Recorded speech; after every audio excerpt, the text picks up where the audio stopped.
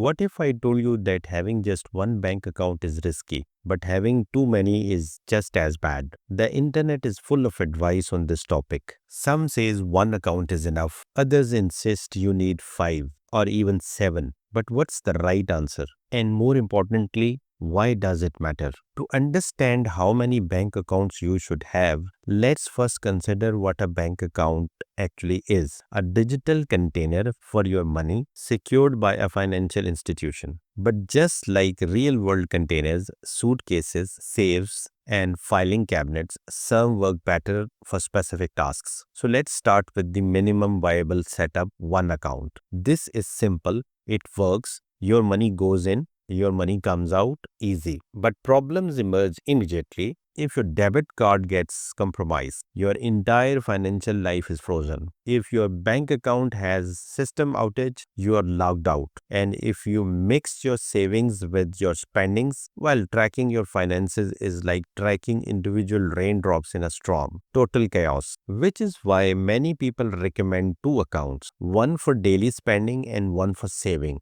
This separation prevents accidental overspending and provides a small safety buffer if your main account is compromised. This is the basic firewall approach. But what if you want more control? This is where a third account enters the scene: a bills account. The idea is simple: automate your fixed expenses so you never risk spending your rent money on an impulsive purchase. Your paycheck gets divided automatically, some for bills, some for everyday spending, some for saving. Now money management is running on autopilot. So let's go a step further. Suppose you are saving for multiple goals: a vacation, an emergency fund, a house down payment. If all of this sits in one saving account, things get messy. You might dip into your emergency fund for vacation expenses, or worse, lose track of your progress entirely. So some people use dedicated saving accounts for different goals. It's like an envelope method but digital. At this point, you might be wondering, if having multiple accounts solves so many problems, why stop at 4? Why not 5 or 10 or maybe 20?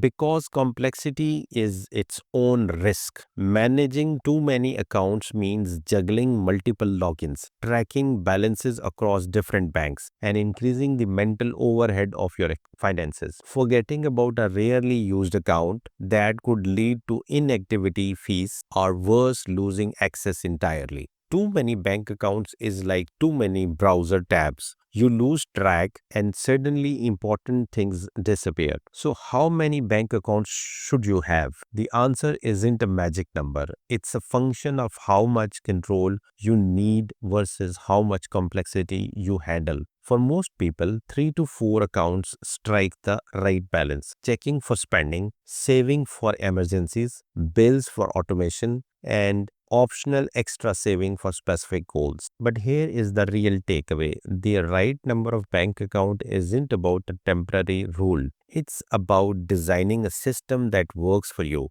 Because in the end, money isn't just something you earn. It's something you manage. And now the real question. In a world increasingly moving towards digital finance and automation, will bank accounts even exist in the same way a decade from now? Something to think about.